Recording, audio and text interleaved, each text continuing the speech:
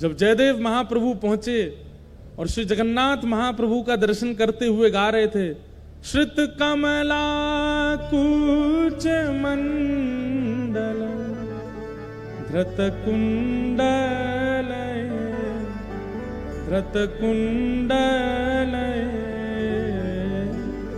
कलित ललित वनमाल तक पहुंचे थे। बस गाना तो चाह रहे थे जय जगदीश हरे, लेकिन श्री जगन्नाथ महाप्रभु अपने मधुर अधरों से गाने लगे जय जय देव। आज जय जगदीश हरे नहीं होगा, आज जय जय देव हरे होगा। हे जयदेव, तुम्हारे इन भावों को हम प्रणाम करते हैं, हमारी इन अंतरंग स्थितियों को तुम लिख रहे हो, हम वंदन करते हैं। श्री जयदेव महाप्रभु वो पहले ब्याह नहीं कर रहे थे।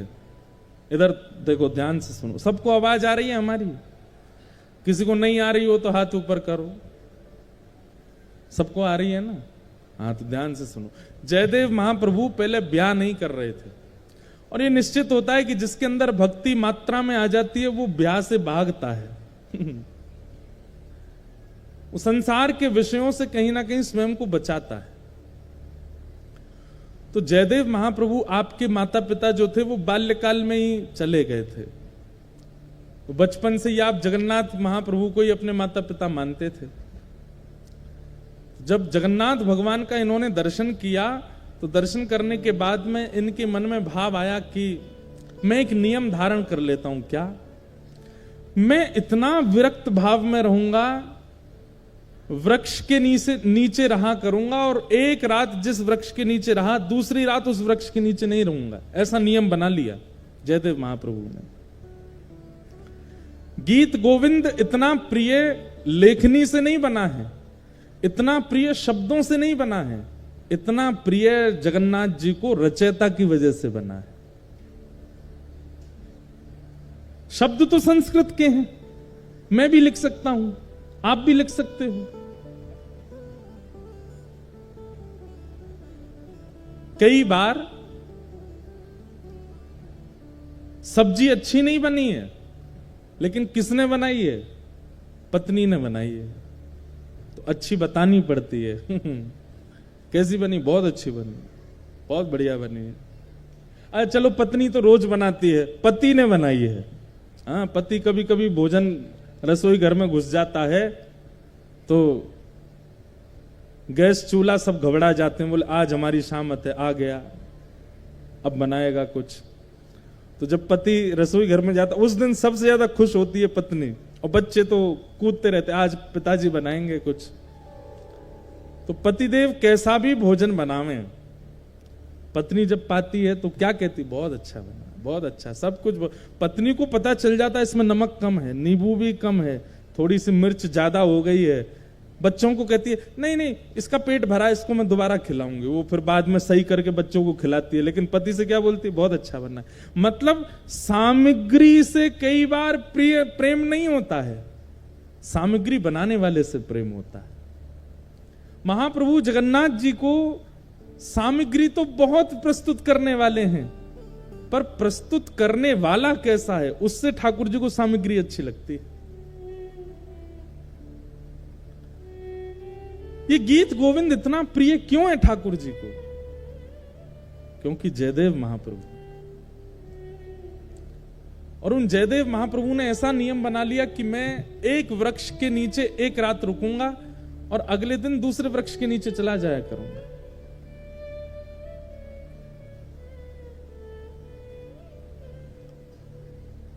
महाप्रभु जगन्नाथ जी को बड़ी चिंता रहती है जयदेव जी की। उनको लगा कि बताओ, मेरा इतना प्रिय जयदेव, उसकी रचना मुझे इतनी प्रिय कि ठाकुर जी आज भी गीत गोविंद ओढ़ के सोते हैं, हृदय से लगा के सोते हैं। अरे भाई, कोई प्रेम का निर्वहन 10 साल कर ले, 20 साल कर ले, 50 साल कर ले, 60 साल कर ले।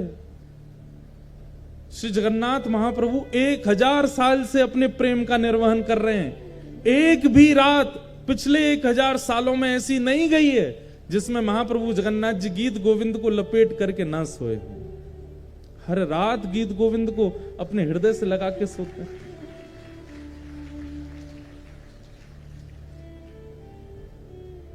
अरे प्रेम विवाह करने वालों के भी प्रेम चलते हैं, लेकिन कुछ वर्षों में कुछ कुछ खंडन तो उनके प्रेम में भी आता है। लेकिन ऐसा प्रेमी कौन होगा?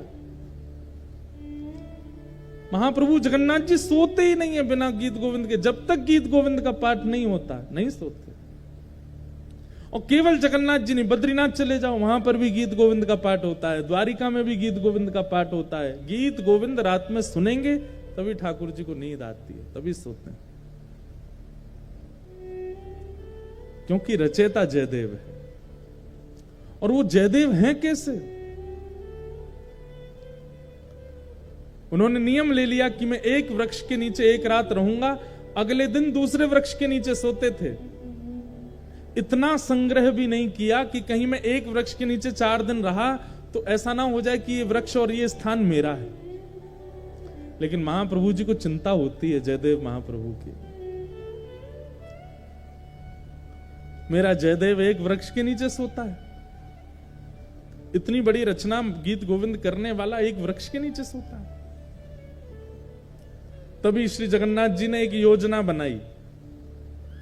और एक सुदेव नाम का ब्राह्मण था। उस सुदेव ब्राह्मण के कोई संतान नहीं थी।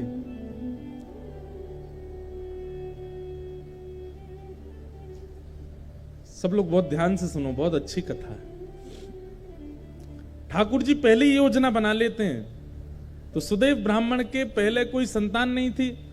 तो सुदेव ब्राह्मण ने जगन्नाथ महाप्रभु से कहा कि भगवान एक संतान का सुख मुझे दीजिए, मैं वचन देता हूं उसकी बाल्यावस्था पूरी हो जाने के बाद जैसे ही वो बालक कुमार अवस्था का होगा मैं आपके चरणों में निवेदित कर दूंगा, वो बालक आपका हो जाएगा। फिर ये मेरा वचन है आपको। तो जैसे ही भगवान ने देखा कि भाई ये जयदेव महाप्रभु एक ही वृक्ष के नीचे रहते हैं, तभी ठाकुर जी ने विचार किया कि हम कैसे इनके इस वृक्ष के नीचे रहने वाले सिस्टम को दूर करवाएं। तभी ठाकुर जी को याद आया कि एक सुदेव ब्राह्मण था, उसने इतने वर्ष पहले हमसे कहा था कि एक संतान हो जाए तो वो हमें अर्पित करेगा। और ठाकुर जी की कृपा से उस सुदेव ब्राह्मण के एक पुत्री ने जन्म लिया।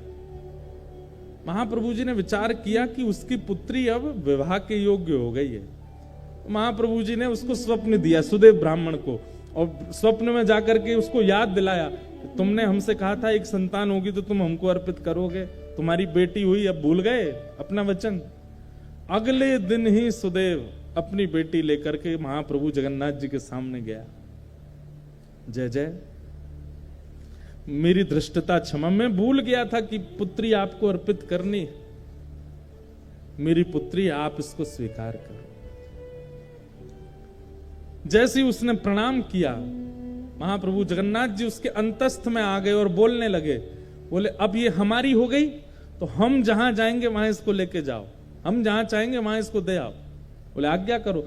बोले एक वन में एक जयदेव महाप्रभु हैं, गीत गोविंद की रचना जिन्होंने की, उनसे जाकर के अपनी बेटी का ब्याह कर दो।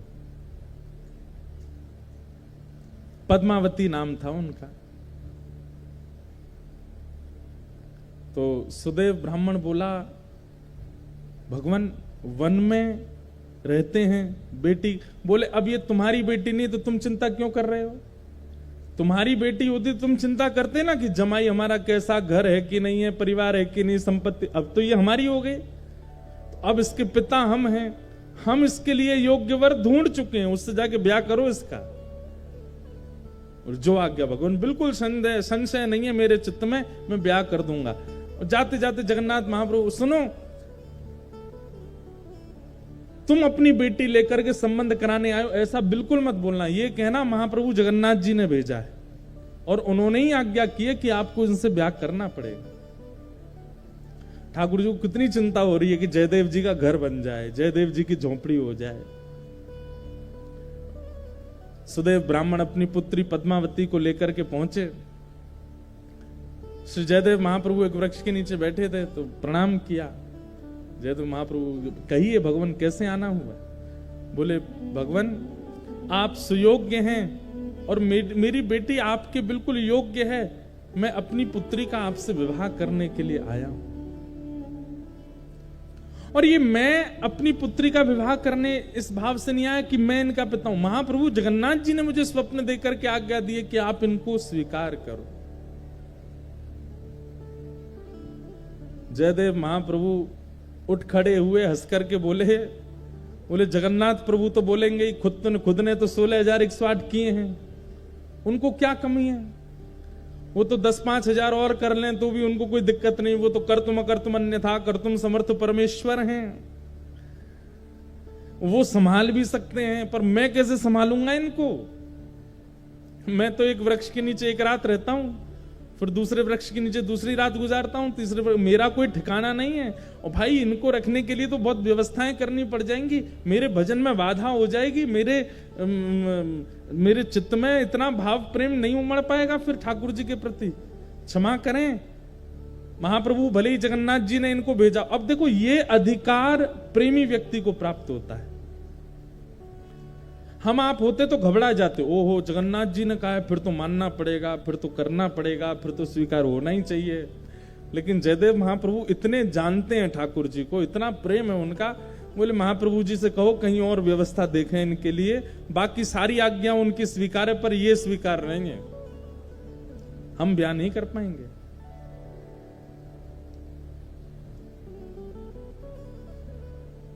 और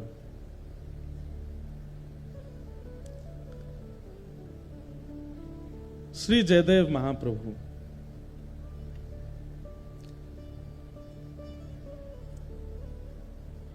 मना कर देते हैं, नहीं करेंगे।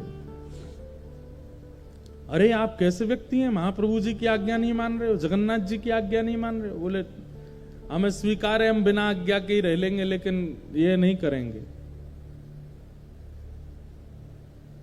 एक बार को तो सुदेव ब्राह्मण को क्रोध आ गया, बोले भगवान की आज्ञा ना मानने वाले को हम कैसे दे सकते हैं, चल बेटी। अपनी पुत्री को उठाने लगे तो पुत्री बैठ गई, बोले नहीं महाप्रभु जी ने आज्ञा की है कि तुम इनकी हो, मैं तो इनको सर्वस्व दे चुकी हूं, मैं तो इनको अपना मान चुकी हूं, ये भले ही मुझे स्वीकार ना करें।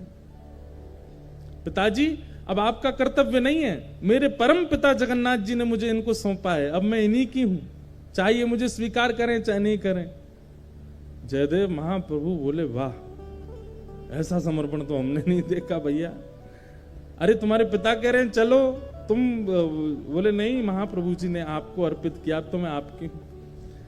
जयदेव महाप्रभु बोले छोड़ जाओ इनको, 2-3 दिन हमारी दिनचर्या देखेंगे खुद ही भाग जाएंगी ये। लेकिन पद्मावती का ऐसा त्याग, जयदेव महाप्रभु अगर उस वृक्ष के नीचे बैठे हैं तो उनके सन्मुख वाले वृक्ष पर बैठ जाती और उनको अपलक नेत्रों से देखती। जैसी दिनचर्या, अब भाई वन में रहते हैं, वन में सांप भी है, बिच्छू भी है, कातर भी है, ना जाने कितने सारे जीव आ जाते हैं, लेकिन सब स्थितियों में बिल्कुल अनुकूल रह करके अपने श्री जयदेव जी को देखती रहती। 3 दिन बाद जब वो नहीं जा रही, अब देखो कितनी अच्छी बात है, 3 दिन बाद जब वो पद्मावती वापस लौट करके नहीं गई तो श्री जयदेव महाप्रभु ने मन में विचार किया कि ये इसकी जिद नहीं है, ये श्री जगन्नाथ प्रभु अपना अधिकार दिखा रहे हैं मुझको कि देखो मेरा तुम पर कितना अधिकार है, मैं जिससे चाहूंगा तुमको उससे ब्याह करना ही पड़ेगा। और ये बात सोच करके श्री जयदेव महाप्रभु रोने लगे कि ठाकुर जी मुझ पर कितना अधिकार मानते हैं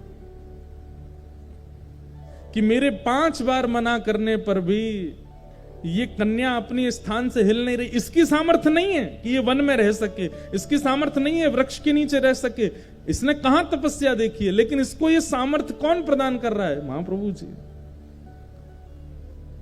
जयदेव महाप्रभु ने जब इसको अधिकार माना कि ये जगन्नाथ जी का अधिकार है मेरे ऊपर, और अधिकार मान करके पद्मावती से कहा मैं तुम्हारा वर्ण करूंगा, चलो। और तब पद्मावती से ब्याह किया, और ब्याह करने के बाद कहा देवी अब तुम तो ऐसे वृक्ष के नीचे रहती अच्छी नहीं लगती, चलो। और फिर बंगाल का जन्म था महाप्रभु जी का। अब पता नहीं, अब ऐसा भी कहते हैं कि वो स्थान उड़ीसा में ही आता है, कई कहते हैं पहले बंगाल में था अब उड़ीसा में, ऐसा कुछ है। केलुबिंद नाम का एक स्थान है, और वहां अपनी पत्नी के साथ गए और गांव के बाहर ही एक झोंपड़ी बना करके अपनी पत्नी के साथ जयदेव महाप्रभु रहते थे। अब ठाकुर श्री जगन्नाथ जी को शांति पड़ी कि हाँ अब ठीक है, झोंपड़ी में रहता है, अब कम से कम धूप, वर्षा, सर्दी, गर्मी, जीव जंतुओं से सुरक्षित तो है, कोई दिक्कत नहीं। महाप्रभु जी ने, जयदेव महाप्रभु, महाकाव्य गीत गोविंद की रचना की।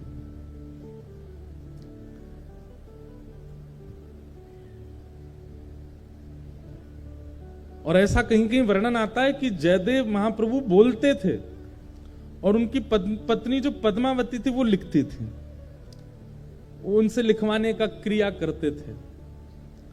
ठाकुर जी की अंतरंग लीलाओं को वर्णन करते और पत्नी से कहते तुम लिखो। दोनों दंपति मिलकर के महाप्रभु जगन्नाथ जी के यश का गान कर रहे हैं, ठाकुर जी की लीला का स्मरण कर रहे हैं। एक बार एक अष्टपदी का सुंदर भाव आया चित्त में, और उस अष्टपदी में रास बिहार का वर्णन कर रहे थे श्री जयदेव महाप्रभु। तो रास बिहार का वर्णन करते करते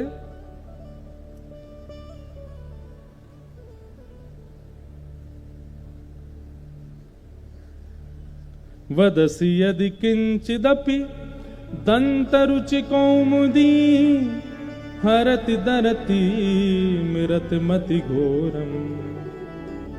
ये अष्टपदी का प्रारंभिक इससे प्रारंभ होता है। सुंदर रास बिहार का वर्णन कर रहे थे, और रास बिहार का वर्णन करते करते उनके मन में एक सुंदर भाव आया। क्या? भण मृषण वाणी करवाणी चरणद्वयम सरसल सलद तत्कसुरागम स्मर गरल खंडनम मम शिरसि मंडनम देहि पद पल्लव मुदारम। अब इस भाव में ऐसा वर्णन है कि ठाकुर जी किशोरी जी के साथ रास बिहार कर रहे हैं, और रास बिहार करते करते ठाकुर जी आते हैं और थकी हारी किशोरी जी बैठी हैं, और किशोरी जी को थके हारा जान करके ठाकुर जी मन में सोचते हैं कि आज मैं अपने मन की इच्छा पूरी कर लूं। क्या है मन की इच्छा? और ठाकुर जी की मन की इच्छा है कि मैं एक बार किशोरी जी के दोनों चरण पकड़ करके अपने सिर पर धर लूं, और किशोरी जी ये करने नहीं देते। ठाकुर जी किसी ना किसी कौतुक से प्रणाम कर लेते हैं, सिर कभी कभी माथे नीचे धर लेते हैं किशोरी जी के चरणों में, लेकिन ठाकुर जी का क्या मन है कि जो पैर का तलवा है, ऐसे किशोरी जी के दोनों पैर ये बैठी हों और इनके दोनों पैर पकड़ के ऐसे अपने सिर पर धर लूं। अब देखो कितनी गंभीर बात है, ध्यान से सुनना। जयदेव महाप्रभु नेत्र बंद करके चिंतन कर रहे हैं, और चिंतन करते करते उनको दृश्य क्या दिखा कि ठाकुर जी ने देखा किशोरी जी थकी हारी बैठी है एक शिला पर, और तुरंत ठाकुर जी सोचते हैं आज अच्छा समय है, किशोरी जी के दोनों चरण उठा करके अपने श्री मस्तक पर रख लूं। जयदेव महाप्रभु कहते कहते रुक गए। और रुक क्यों गए? बोले कहीं ऐसा तो नहीं कि ठाकुर जी और किशोरी जी के इस भाव को मैं जो देख रहा हूं मेरी पत्नी किसी अन्य भाव में ले जाए। कहीं ऐसा नहीं हो कि इसके चित्त में यह भाव आ जाए कि ये परमात्मा है, ये साक्षात जगत नियंता जगदाधार त्रिलोकी स्वामी हैं, जो इतने आसक्त हो गए हैं किशोरी जी के प्रति कि उनके दोनों चरण उठा करके अपने सिर पर रख रहे हैं। कहीं इसके चित्त में कोई अन्य भावना तो नहीं आ जाएगी?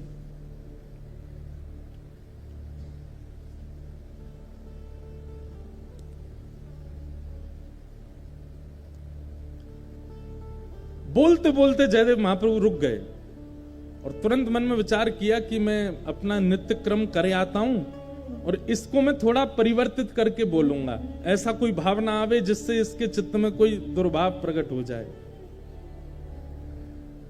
तो जयदेव महाप्रभु बोले, देवी अभी ना मुझे आगे याद नहीं आ रहा है, तुम एक काम करो, इसको आगे मैं पूरा करूंगा, यहीं रख दो। और कलम और गीत गोविंद की पुस्तिका वहीं रख करके जयदेव महाप्रभु बोले तुम भोजन प्रसाद तैयार करो, मैं गंगा स्नान करके आता हूं और स्नान करके आके फिर प्रसाद पाके फिर लिखूंगा। ठीक है। अब वो चली गई प्रसाद बनाने, जयदेव महाप्रभु चले गए गंगा स्नान करने। इतने में ठाकुर जी ने मन में विचार किया कि इस भाव को लिखने में इनको संकोच क्यों हो रहा है। अरे किशोरी जी के चरण मुझको सिर पे धारण करने में कोई दिक्कत नहीं है, ये जयदेव महाप्रभु संकोच क्यों कर रहे हैं इस भाव को वर्णन करने में। और बोले ये स्नान करके आएंगे, इसको परिवर्तित करके कुछ और लिख देंगे, और लेकिन मैं चाहता हूं कि यही लिखा जाए। तभी जयदेव महाप्रभु का रूप धारण करके स्वयं श्री जगन्नाथ जी आ गए। और जयदेव महाप्रभु के रूप में जैसे आए, पत्नी बोली बड़ी जल्दी स्नान कर आए। हाँ देवी, वो मुझे पंक्ति याद आ गई थी, आगे जो लिखनी है, लाओ कलम दो, मैं लिख देता हूं। और तुम भोजन बन गया? बोले हाँ तैयार है। बोले लगाओ थाली, मैं भी पंक्ति लिख देता हूं। और श्री जगन्नाथ महाप्रभु ने जयदेव जी का रूप धारण करके इस पंक्ति को लिखा। क्या? भण मृषण वाणी करवाणी चरणद्वयम् सरसल सदल कथ सुरागम स्मर गरल खंडनम मम शिरसि मंडनम देहि पद पल्लव मुदारम। हे किशोरी जी, आपके चरण कैसे हैं? बोले इन चरणों को यदि कोई दूर से देख ले और उसके चित्त में यदि काम भी उत्पन्न हो गया होगा तो किशोरी जी के चरणों में इतनी सामर्थ्य है कि उसके हृदय से उस काम का नाश हो जाएगा। ऐसे काम नाशक इन चरणों को मैं अपने शीश पर धारण करता हूं। स्वयं ठाकुर जी ने लिखा और लिख करके जयदेव महाप्रभु की छाप लगा दी।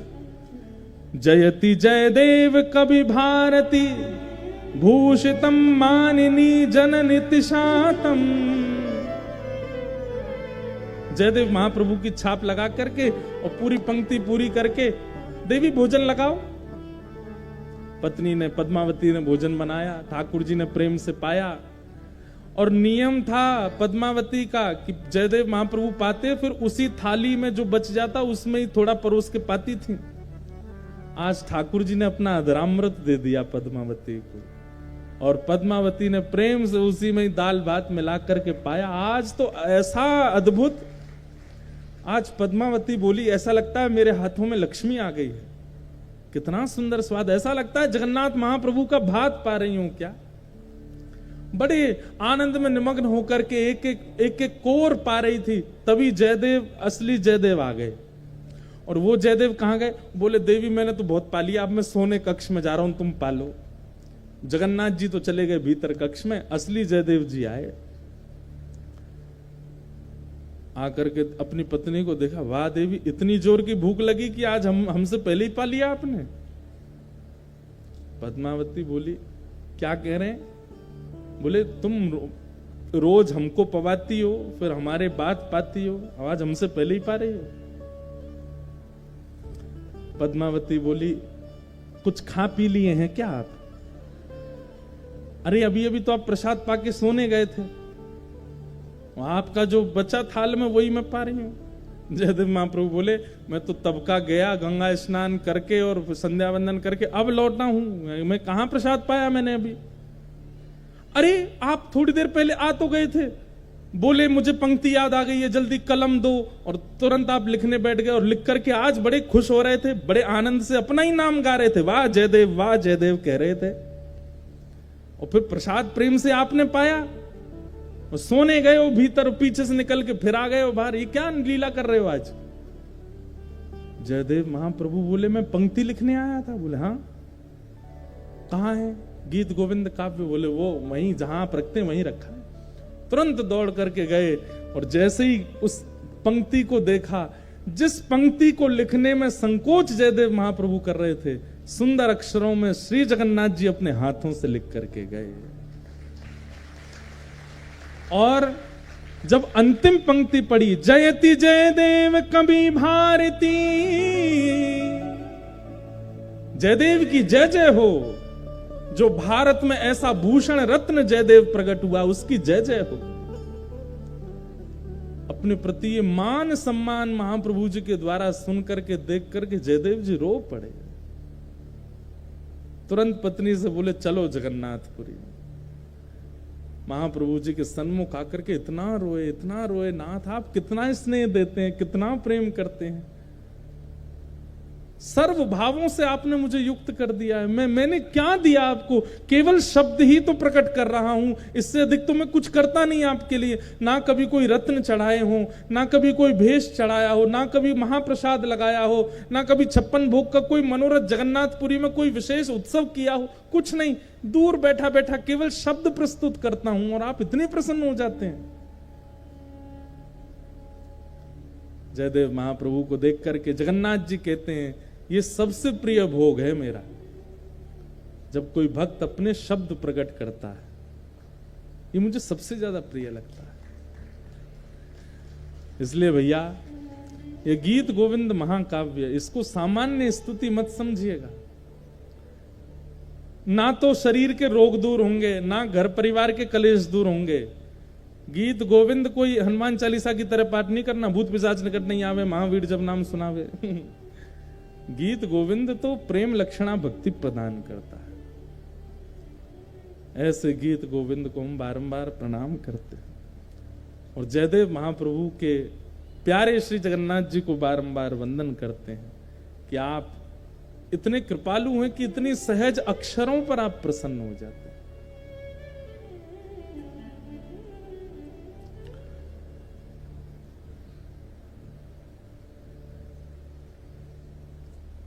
आज आधी से ज्यादा कथा तो गीत गोविंद पे ही हो गई, लेकिन अच्छा है ना, महाप्रभु जी को प्रिय है।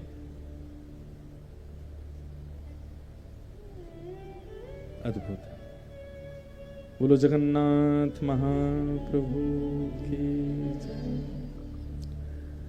श्रीमद् भागवत के प्रथम स्कंद में हम लोग प्रवेश करते हैं।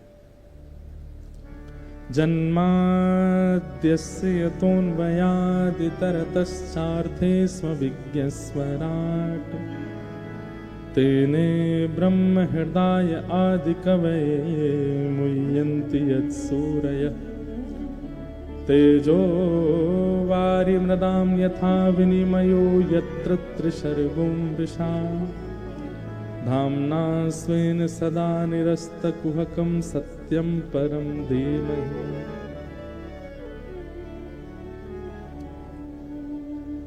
श्री जयदेव अब देखो एक बात मेरे को अब आ रही है रह के याद, तो मैं क्या करूं बताओ। मैं तो चाह रहा हूं कि, लेकिन जयदेव महाप्रभु का एक प्रसंग हमने पढ़ा है। जो लोग कहते हैं कि ठाकुर जी हमको वृंदावन नहीं बुलाते या हमको वृंदावन में नहीं, इतने साल हो गए हमको वृंदावन नहीं जाने को मिल रहा है, आदि आदि लोग भाव रखते हैं। श्री जयदेव महाप्रभु भी पूरा जीवन व्यतीत करने के बाद वृंदावन गए, अपने अंतिम दिनों में वृंदावन पहुंचे और जैसे ही वृंदावन पहुंचे हैं बस फिर ज्यादा देर रह नहीं पाए। यमुना जी का दर्शन किया, लता कुंज वृक्षों का दर्शन किया, गिरिराज जी का दर्शन किया, रज को माथे से लगाया और श्री जयदेव महाप्रभु फिर ब्रज में ही विलीन हो गए। उसी दिन अपने प्राणों का परित्याग वृंदावन में ही किया। हमारे श्री नंददास जी अष्टछाप के कवि एक बहुत सुंदर पद गाते हैं और वो पद जब मैंने पढ़ा तो मुझे लगा कि श्री जयदेव महाप्रभु के मन में ये भावना प्रकट हुई होगी वृंदावन के प्रति।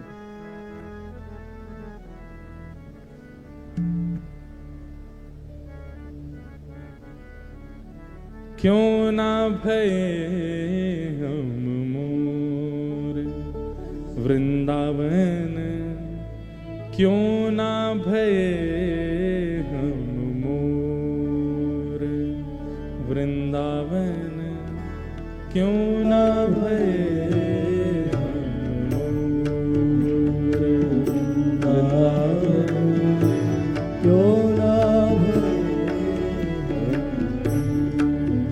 हम वृंदावन के मोर क्यों नहीं बने?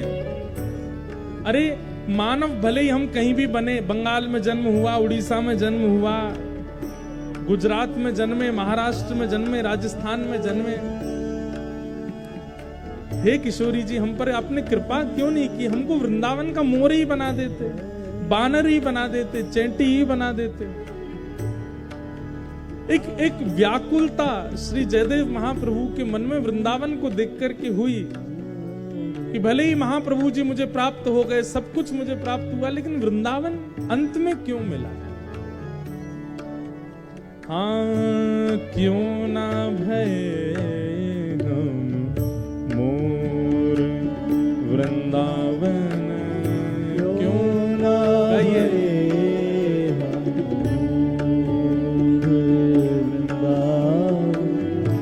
क्यों ना भय हम मोर वृंदावन, क्यों ना भय। अगर मोर बन जाते तो क्या करते वृंदावन में? करत निवास गोवर्धन ऊपर, करत निवास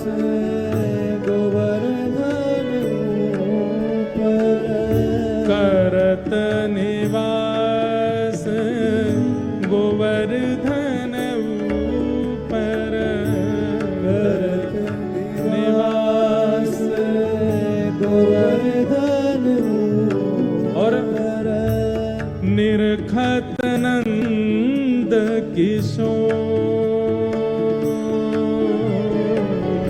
निरखत नंद किशोर, निर्खत नंद किशोर,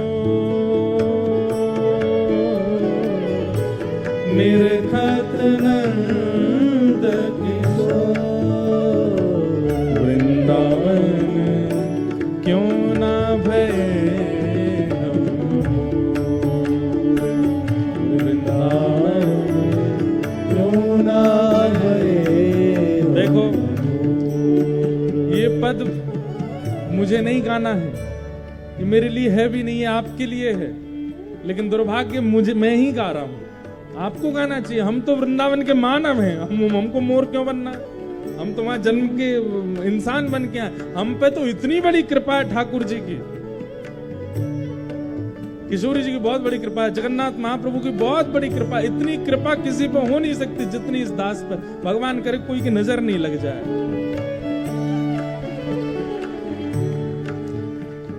और ये कालिया बैठे ना हमारे संग, नजर लगेगी नहीं। कोई कहता आप यहाँ पे बिंदी लगा के आओ, कोई कहता पैर उनमें काजल लगा के जाओ, कोई कहता गंडा, ये देखो आज एक माता जी पहना गई, आपको नजर नहीं लगे। अरे जिसके संग साक्षात काजल घूम रहा है उसको नजर कैसे लगेगी? तो ये भाव मुझे नहीं गाना है, मैं तो मानव हूं वृंदावन का, आपको गाना। ओ वृंदावन क्यों ना भय वृंदावन क्यों ना भय। और क्यों ना भय वंशी कुल सजनी, क्यों ना भय वंशी कुल सजनी, क्यों ना भय वंशी कुल सजनी, क्यों ना भय वंशी कुल सजनी।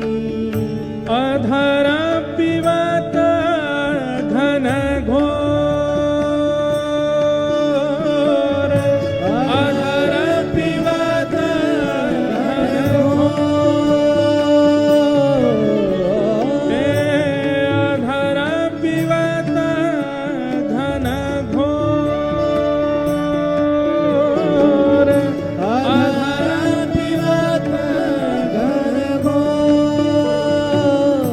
वृंदावन क्यों ना भय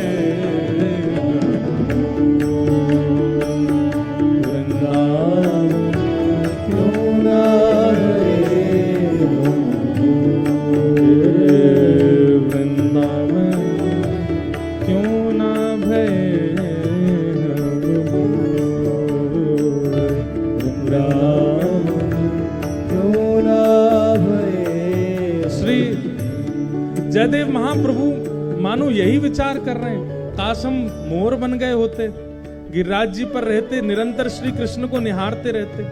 काश हम वंशी कुल में जन्मे होते, ठाकुर जी के अधर पर बैठ। अरे इतने मंदिर हैं वृंदावन में, कहीं वंशी बन के आते, किसी मंदिर में किसी ठाकुर जी के अधर पर तो लग जाते। राधा रमण, राधा वल्लभ, बांके बिहारी, मदन मोहन, गोविंद देव, गोपीनाथ, श्री जुगल किशोर, कितने मंदिर हैं। कहीं तो हमको अधर पर धारण करा दिया जाता। और फिर तीसरी बात क्या कह रहे हैं, क्यों ना भय गुंजा बन बेली, क्यों ना भय गुंजा बन बेली। हम किसी वन के पुष्प क्यों नहीं बने, हम किसी वन की गुंजा माला क्यों नहीं बने। क्यों ना भय गुंजा बन बेली, क्यों ना भय गुंजा बन बेली। रहत श्याम जू की ओर, रहत श्याम जी की रहत श्याम जू की रहत श्याम जू की क्यों ना भय मकरा कृत कुंडल, क्यों ना भय मकरा कृत कुंडल, क्यों ना भय मकरा कृत कुंडल, क्यों ना भय मकरा कृत कुंडल। श्याम श्रवण झक झो, श्याम श्रवण झक झो। अरे हम मकराकृत कुंडल बन गए होते, श्री ठाकुर जी के कर्णों से लग जाते, निरंतर उनके कानों पर ही विराजमान रहते, कहीं से तो सामीप्य मिलता। वृंदावन क्यों ना भय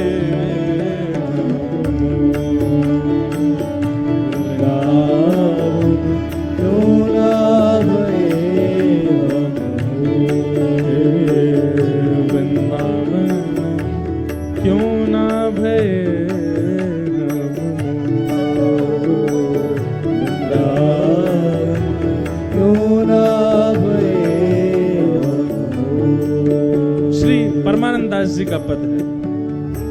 परमानंद दास को ठाकुर, परमानंद दास को ठाकुर, परमानंद दास को ठाकुर, परमानंद दास को ठाकुर। गोपीन के चित चोर, गोपीन के चित चोर, गोपीन के चित चोर, गोपीन के चित चोर। वृंदावन क्यों ना भय, वृंदावन क्यों ना भय, वृंदावन क्यों ना भय,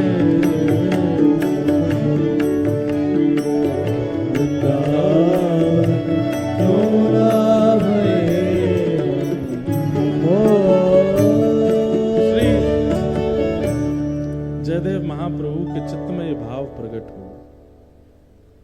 भले ही हम जयदेव बने, भले ही हमने गीत गोविंद की रचना की, महाप्रभु जी को खूब प्रसन्न किया। अच्छा, जयदेव महाप्रभु जहां जाते वहां वृंदावन प्रकट कर देते थे, लेकिन जब वास्तविक वृंदावन में आए तो कहते हैं कि वृंदावन देख करके, वृंदावन में भ्रमण करके महाप्रभु जी ने फिर वृंदावन में ही अपने आप को विलीन कर दिया। तब मेरे मन में ये, जब मैं भाव ये मैंने पढ़ा तो मेरे मन में आया कि जयदेव महाप्रभु को कैसी वेदना हुई होगी। तब परमानंद दास जी का ये पद स्मृति में आता है, वृंदावन क्यों ना भये हम मोर। अरे मानवों की बात नहीं है, मोरी बन गए होते। रहत गोवर्धन करत निवास गोवर्धन ऊपर, निरखत नंद किशोर, वृंदावन क्यों ना भये हम मोर। कितना सुंदर भाव है। अगली बार वृंदावन जाइए तो ये पद गाइएगा, ठाकुर जी से कहिएगा, नाथ इस बार हमारा जन्म चाहे कहीं हो गया हो, खूब धनवान संपत्तिवान आपने बना दिया हो, पर कृपा करना अगली बार ब्रज प्राप्त हो। आइए अब भागवत के विषय में प्रवेश करें। जन्माद्यस्य यतोऽन्वयादितरतश्चार्थे स्वविज्ञ स्वराट्, तेने ब्रह्म हृदयादि कवये मुह्यन्ति यत्सूरयः, तेजो वारि मृदां यथा विनिमयो यत्र त्रिशर्गो मृषा, धाम्ना स्वेन सदा निरस्तकुहकं सत्यं परम धीमहि।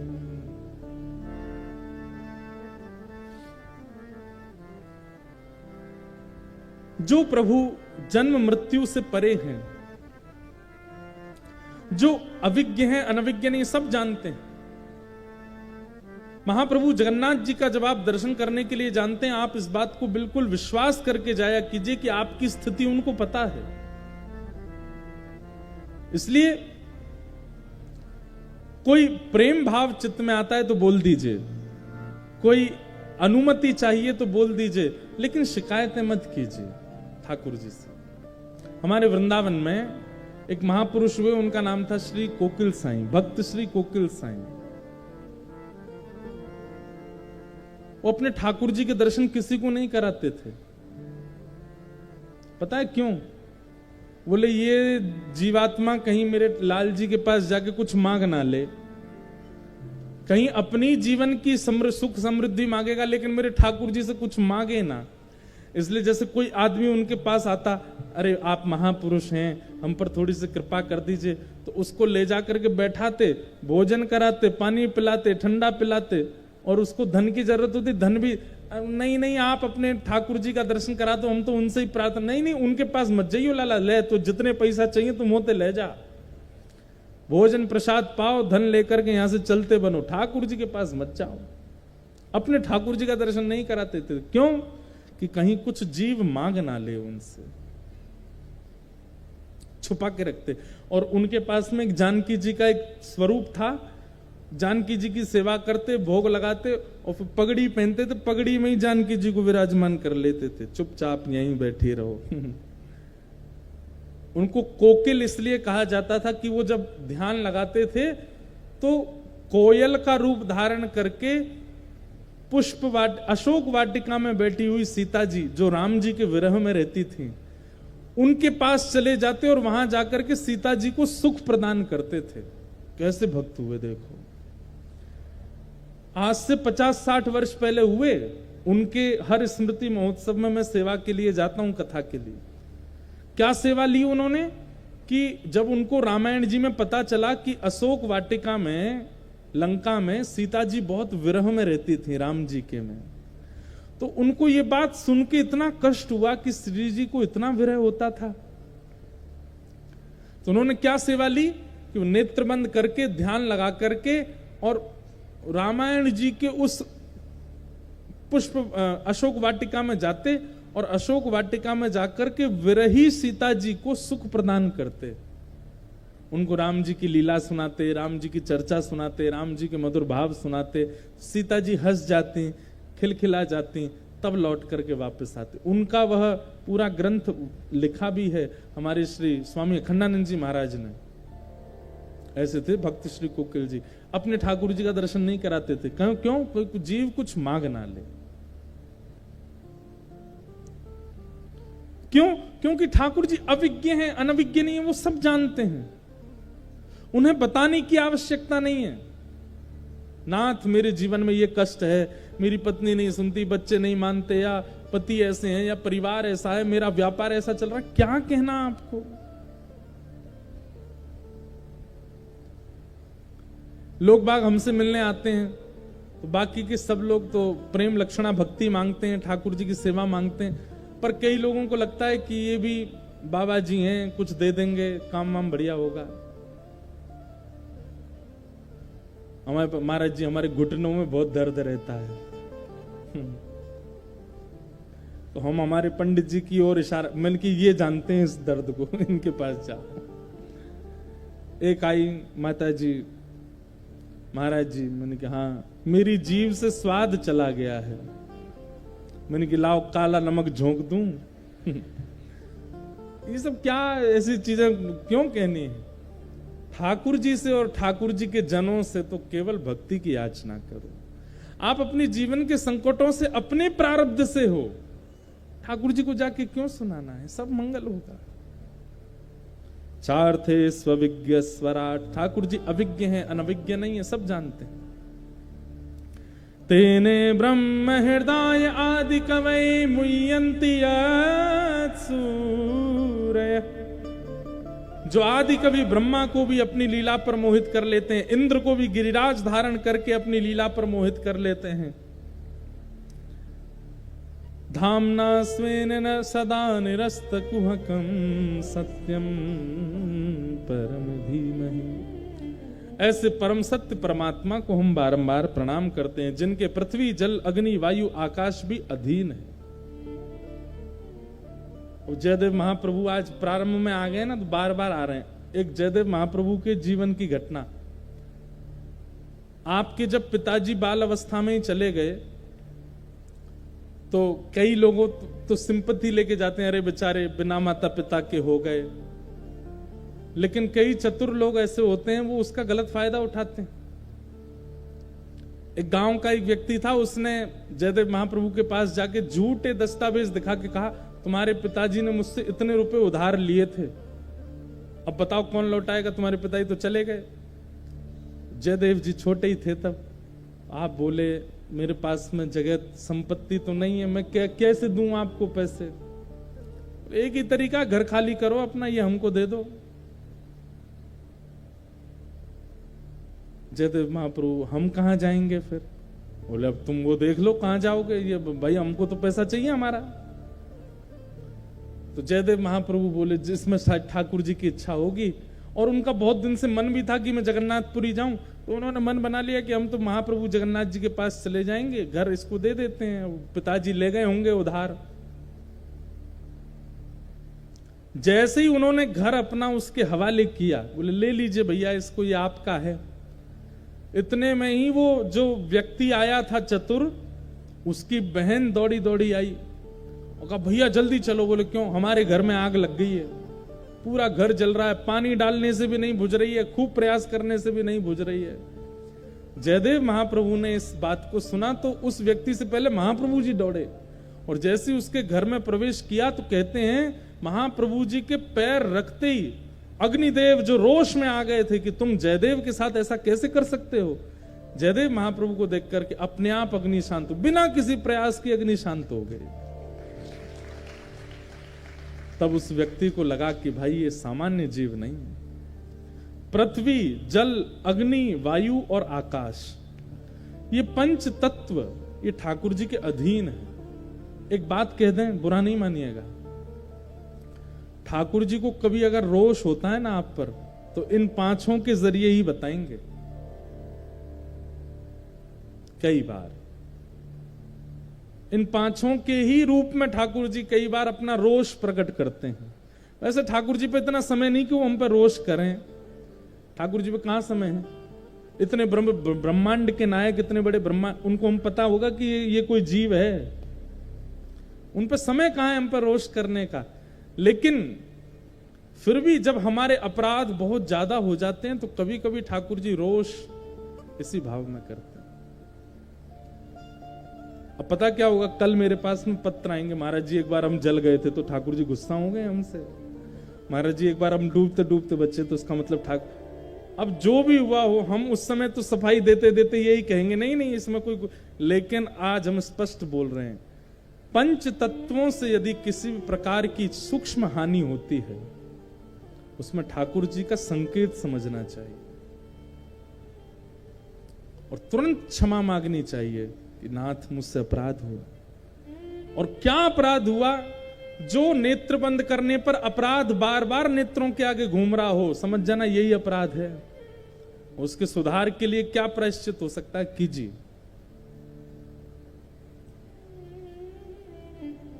और इन पंच तत्वों से ठाकुर जी अपने वैष्णवों की रक्षा भी करते हैं। जयदेव महाप्रभु की जैसे ही चरण रखे अग्नि शांत हो गए। अरे प्रहलाद को लेकर के होलिका चिता में बैठ गई, बाल बांका नहीं कर पाए प्रहलाद जी की अग्नि। ये सब ठाकुर जी के अधीन है। तेजो वारी मृदाम यथा विनिमयो, अग्नि तेज, अग्नि जल वायु आकाश पृथ्वी जिनके अधीन है, ऐसे सत्य परम सत्य श्री कृष्ण को हम बारंबार प्रणाम करते हैं। सत्यम परम धीमहि, ऐसे परम सत्य को हम वंदन करते हैं। कि धर्म प्रोजित कैतवोत्र परमो निर्मत्सराणां सताम्, वैद्यं वास्तवमत्र वस्तु शिवदं तापत्रयोन्मूलनम्। श्रीमद्भागवते महामुनि कृते किं वा परैरीश्वर, सद्यो हृदयवरुध्यते त्रिकृतभिः शुश्रूषुभिस्तत्क्षणा। विषय, अधिकारी, संबंध और प्रयोजन, ये चार बातें दूसरे श्लोक में बताई जा रही हैं। सबसे पहला, भागवत का विषय क्या है? हमारे चित्त में परम धर्म का प्रादुर्भाव होना। बंधुओं, धर्म क्या है, परम धर्म क्या है, दोनों में अंतर जानो। ध्यान से सुनिएगा। अपने जीवन को व्यवस्थित करना, अपने बच्चों के जीवन को व्यवस्थित करना, अपनी पारिवारिक स्थिति को संभालना, व्यापार को सुदृढ़ करना, मतलब जीते हुए अपने जीवन को सार्थक बनाना, ये धर्म है। ये धर्म कहलाता है। आप जॉब करते हो, बिजनेस करते हो, पढ़ाई करते हो, धन कमाते हो, जैसे भी अपनी दिनचर्या आप चला रहे हो, वो सब धर्म है। सही तरीके से, घपलेबाजी से नहीं। अगर आपके कर्म में किसी भी प्रकार का दोष नहीं है तो वो कर्म ही धर्म है। लेकिन परम धर्म क्या है? बहुत ध्यान से सुनिएगा। परम धर्म दो ही है, एक तो हरि संग और दूसरा हरिजन संग। ठाकुर जी का संग और ठाकुर जी के जनों का संग, ये दो अगर आपके जीवन में बहुमात्रा में है तो उसको आप धर्म में काउंट मत कीजिए, वो परम धर्म है। ठाकुर जी का संग और ठाकुर जी के जनों का संग। आप जगन्नाथपुरी क्यों जा रहे हैं? कोई कारण नहीं है, बस ऐसे ही महाप्रभु जी को देखने जा रहे हैं, मन कर रहा है एक बार उनको निहारने का। ये परम धर्म है और ये भक्ति की श्रेष्ठ स्थिति है। आप किसी कारण से महाप्रभु जी के समीप नहीं जा रहे। राउल केला में कोई भी ब्रजवासी आ जाए, कोई भी रसिक आ जाए, कोई भी महापुरुष आ जाए, कोई भी भगवत भक्त आ जाए तो आप बेचैन हो जाते हैं, बोले मुझे मिलना है, मुझे एक बार उनको देखना है, उनके भाव श्रवण करने हैं, एक बार उनके वचनामृत सुनने ही हैं, चाहे मेरे पे 100 काम है। ये परम धर्म है। हरि संग और हरिजन संग, ये दो स्थिति। यहां तो कलकत्ता से भी लोग आए, रांची से भी लोग आए, भुवनेश्वर से भी लोग आए, जगन्नाथपुरी से तो हम ही आए हैं, और तो क्या ठाकुर जी भी दूर से ही आए हैं। राहुल केलावासी बैठे हैं तो यहां तो बहुत दूर दूर से लोग आए हैं। किस लिए आए हैं? कथा श्रवण के लिए आए। महाराज जी को हम सुनेंगे, कुछ भाव सुनेंगे, कुछ अच्छा पता चलेगा, जीवन में कुछ भगवत प्रीति और बढ़ेगी। इन्हीं सब भावनाओं से आए हो। यही परम धर्म है, हरि संग और हरिजन संग। महाराष्ट्र में एक राजा थे। उन राजा का नियम था कि उन्होंने अपने राज्य के परकोटे में कई सैनिक बैठा रखे थे, और उन सैनिकों से एक ही आज्ञा दे रखी थी कि भाई पुष्प, अक्षत, चंदन, रोली संग लेके बैठा करो। हमारे राज्य के बाहर से जो भी संत जावे, तिलक करो, अक्षत करो, पुष्प प्रदान करो, चरण धो, और दक्षिणा भी दे रखी थी, दक्षिणा भी दो, और अंत में प्रार्थना करना अगर उनको संकोच ना हो तो हमारे निवास पर चले, हमारे घर। अब ये कथा ना कई लोगों को विचलित कर सकती है, इसलिए ध्यान से सुनिएगा। आप ये तक सोच सकते हो ऐसा कौन कर सकता है, लेकिन ये भी हुआ है। तो राजा ने नियम क्या रखा था कि भाई संतों को पुष्प, अक्षत आदि सब प्रदान करो, अंत में दक्षिणा दो, और फिर पूछना अगर उनको अनुकूल लगे तो राज्य के भीतर आकर के मुझे और मेरी पत्नी को सेवा का अवसर प्रदान करें। तो एक बार अयोध्या से कुछ संतों की टोली पंढरपुर जा रही थी। सब लोग इधर देखो, इधर देखो, यहां देखो, सुनो कथा। कुछ संतों की टोली जा रही थी, तो बहुत थक गए थे, भोजन पानी की भी व्यवस्था कम थी। महाराष्ट्र में जैसे ही पहुंचे तो उस राजा के नगर के बाहर पहुंचे तो सैनिकों ने निवेदन किया, ये दक्षिणा अक्षत पुष्प करके। हमारे राजा जो हैं उनकी ऐसा निवेदन रहता है, अगर आपको कोई अनुकूलता प्रतिकूलता ना लगे, आपके समय में बाध्यता ना हो, आप राज्य के भीतर चलें। हमारे राजा रानी संतों की सेवा बहुत करते हैं, आप कृपा करके सेवा का अवसर प्रदान करें। इतनी दूर से महापुरुष चल के आए तो सबने एक दूसरे का चेहरा देखा, बोले भाई थक तो गए।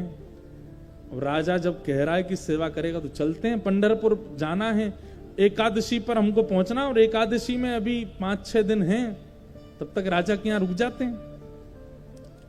और सब संत राज्य में प्रवेश कर गए।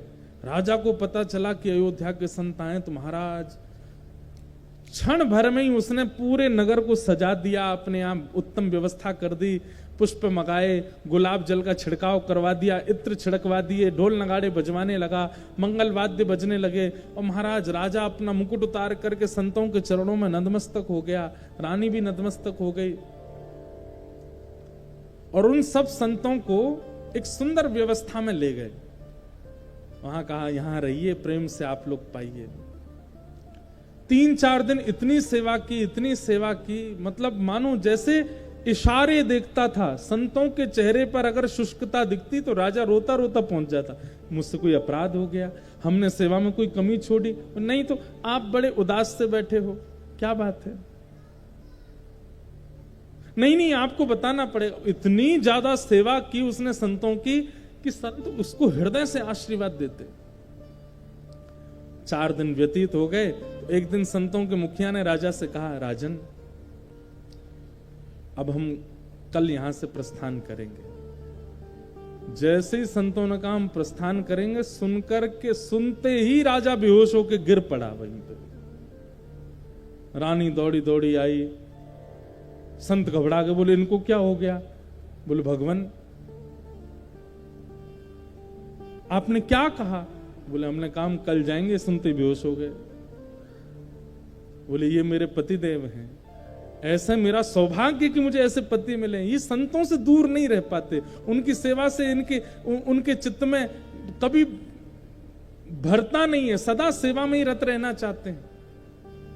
आपसे हमारी प्रार्थना है, ये तब तक होश में नहीं आएंगे जब तक आप ये नहीं कहोगे कि हम 2-4 दिन और रुक जाएंगे। संत बोले 3 दिन बाद तो एकादशी है जिस पर दर्शन के लिए हम लोग निकले हैं।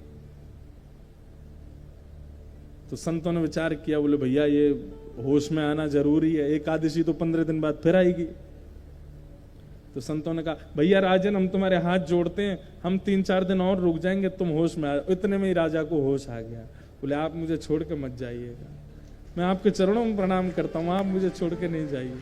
मेरी सामर्थ्य होती मैं पंडरीनाथ भगवान को यहीं ले आता, लेकिन आप मुझसे दूर मत जाओ। संत जिनका हृदय नवनीत, नेत्र सजल हो गए संतों के, बोले, भैया हमने बहुत बड़े बड़े सेवक देखे, तुझ जैसा नहीं देखा आज तक। कुछ संतों ने कहा, अब तो निकल गए, 4 दिन बाद क्या होगा? बोले, नहीं, अब एक बार में तो मान जाएगा। आप 4 दिन और व्यतीत हो गए, खूब सेवा की। 4 दिन बाद सब संत अपने बोरिया बिस्तर रखने लगे, राजा आ गया। क्या हुआ भगवान? बोले, अब देखो, पहले हम रुक गए थे 4 दिन, अब हमको निकलने दो।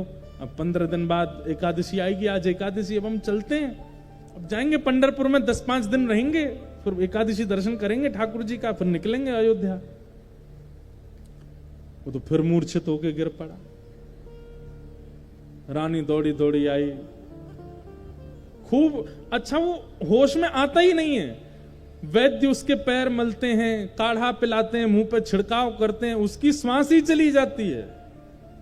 एक ही उपाय है वापस इसको उठाने का। बोले, इसके कान में कह दो हम 4 दिन और रुक जाएंगे।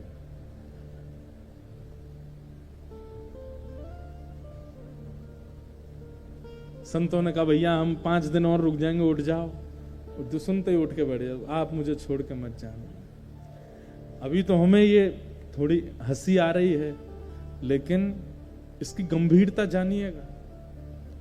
हमारे शास्त्रों में और हमारे अष्ट सखाओं ने कहा कि ठाकुर जी जब किसी को अपना लेते हैं, तो जैसी हम सामान्य जीवों की स्थिति जगन्नाथ जी को देख करके होती है। मैं आता हूं कथा में, पर्दा खुलते ही आप सबकी जय जयकार निकलती है, जय हो महाप्रभु जी की जय हो, महाप्रभु जी की जय हो। आप लोग मंदिर जाते हैं, श्री मंदिर में जगन्नाथ जी का दर्शन करके जितने आनंद में भरते हैं, ऐसा आनंद जिस व्यक्ति को हरिजनों को देख के होता हो, समझो ठाकुर जी ने उसको स्वीकार कर लिया।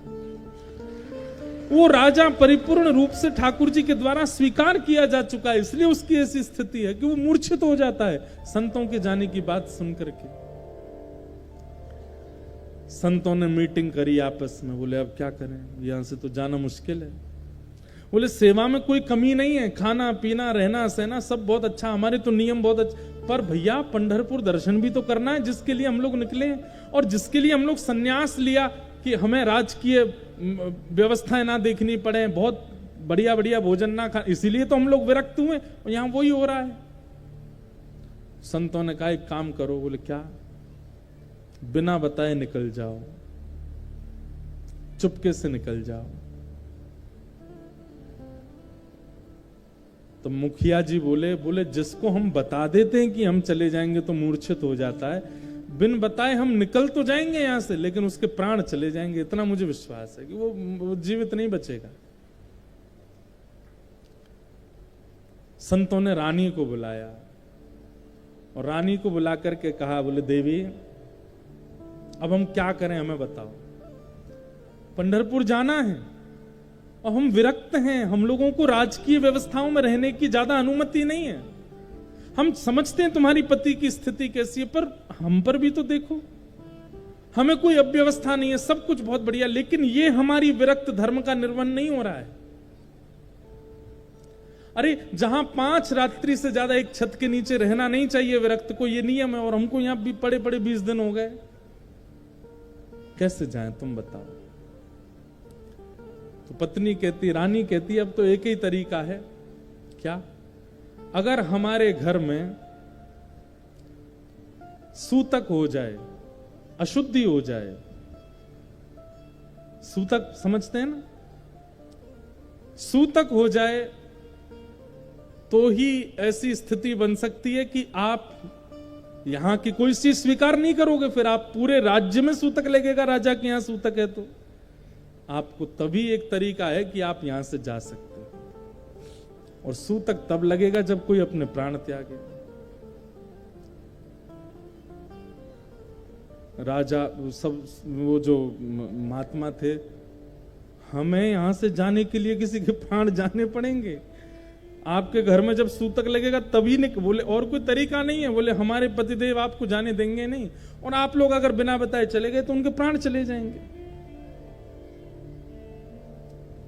अब आधे से ज्यादा संत जो थे वो तो बेचारे रानी के पक्ष में, नहीं नहीं देवी अब हम क्या करें, हम तो यहीं रह लेंगे, इसी को पंढरपुर मान लेंगे, इसी को अयोध्या मान लेंगे, यही हमारे चारों तीर्थ धाम है हम तो। लेकिन आधे संत जो थे वो लोग तो आग बबूला हो गए, अरे इसके लिए विरक्त लिया है क्या, अरे मरे सो मरे राजा, हमको क्या मतलब है, हमको इसके लिए आए, हमको तो जाना है। आधे आधे संतों में विवाद होने लगा।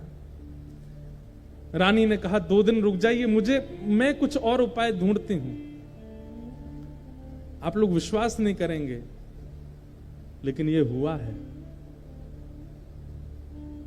रानी ने मन में विचार किया और कोई उपाय नहीं,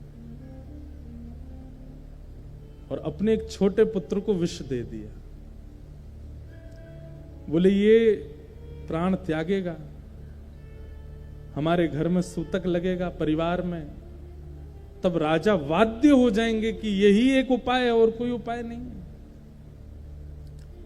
प्रातः काल होते ही हड़कंप मच गया पूरे राज्य में। संतों ने पूछा क्या हो गया, तो बोले राजा और रानी का छोटा पुत्र, उसको रात में किसी ने विष दे दिया। संत समझ गए थे, बोले ये विष किसी और ने नहीं दिया, ये तो रानी ने दिया। संतों के नेत्रों में आंसू आ गए, बोले भगवान हमने संत भक्ति तो देखी है संत, लेकिन ऐसा नहीं देखा कहीं भी, ये कैसे हो सकता है। राजा हाथ जोड़ करके खड़ा है, क्योंकि संत तो अब भीतर भी नहीं जा सकते, सूतक लगा है। बोले भगवान